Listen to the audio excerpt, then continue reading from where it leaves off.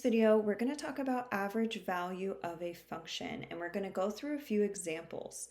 So first we need to talk about the mean value theorem for integrals. The mean value theorem for integrals states if f is continuous on the closed interval ab, then there exists a number c in that closed interval such that this integral is true, where f of c is the average value of f of x over the interval ab. So if we look at this picture, I have my interval AB. What the theorem is saying is that there exists some C where if I take, let's do this. If I take f of c and multiply by b minus a, that's the right side of this equation, that is going to be the area of this rectangle because I'm doing f of c, which is this height, times b minus a, which is this length. So we're saying that there exists some c such that the area of this orange rectangle equals the integral of the original function from a to b. And we call this f of c that average value. So that leads us to the average value of a function. If I take this integral and I divide both sides of the equation by b minus a, I get the average value of a function equation, which is this one right here. So we're going to be using both of these on a few example problems. So number one says find the average value of f of x equals x squared plus 1 on the interval -1, 2.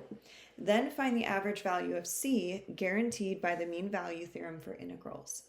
So to start, we're going to use our average value equation.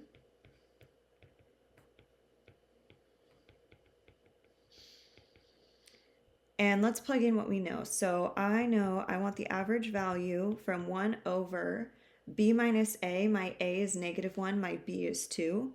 So I get 2 plus 1 from -1 to 2 of my f of x, which is x squared plus 1 dx. And I'm going to simplify this.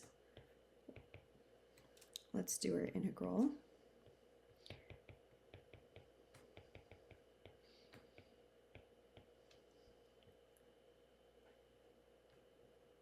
Okay, let's plug in.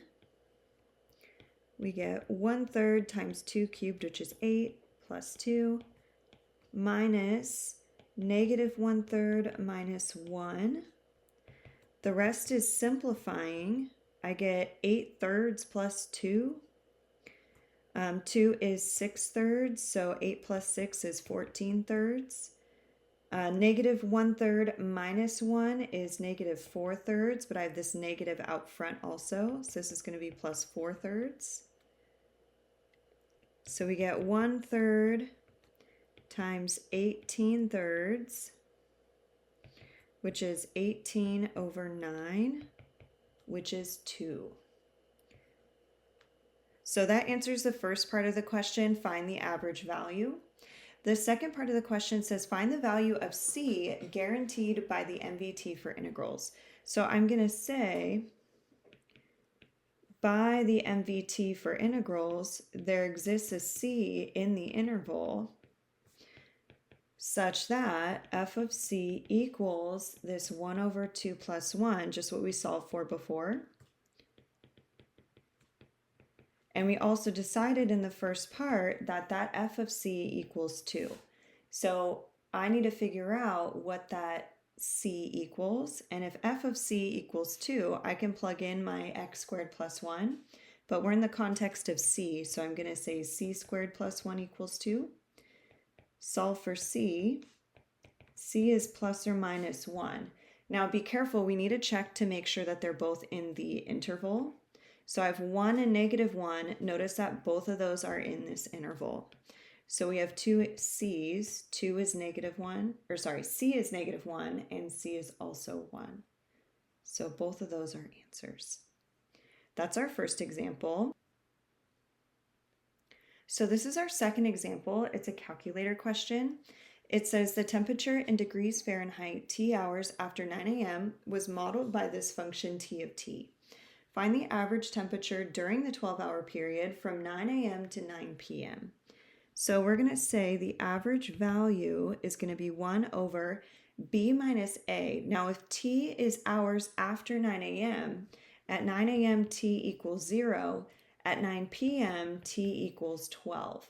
So I'm going to say 1 over b minus a is 12 minus 0, and I'm integrating t of t from 0 to 12. And I'm going to do all of this in my calculator. So in my calculator, you don't have to do it this way, but I've already typed in my t of t equation into y1. So to evaluate this integral, I'm going to start with the 1 divided by 12. And then I'm going to find my integral on this calculator. It's math 9. I'm integrating from 0 to 12 of my y1 equation. That's in terms of x. And we get 58.912. I'm going to truncate. So we get 58.912. And this is average value. So average temperature, degrees Fahrenheit, would be my units. That's our second example. Example 3, find the numbers b such that the average value of this function on the interval 0 to b is equal to 3. So we're solving for a different unknown in this problem. So let's start by writing out our equation. And now they're telling us that the average value is 3. So I'm going to say 3 equals 1 over, and they're telling us that our a is 0 and our b is some value b. So I'm going to say b minus 0. I'm integrating from 0 to b, and my f of x is 2 plus 6x minus 3x squared. We're going to use this and solve for b. So we get 3 equals 1 over b. Let's integrate. 6 divided by 2 is 3. 3 divided by 3 is 1. And I'm integrating from 0 to b. Next step,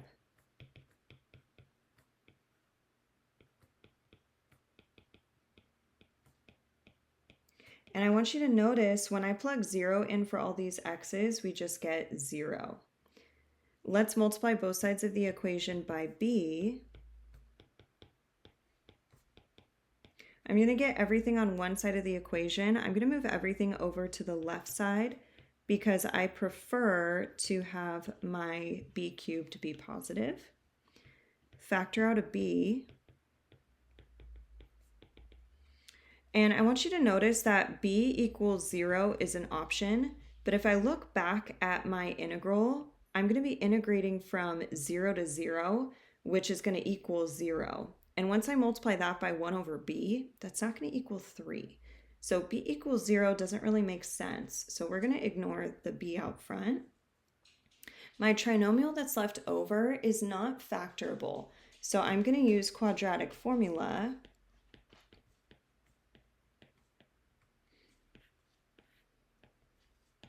This is going to be 3 plus or minus rad 5 over 2.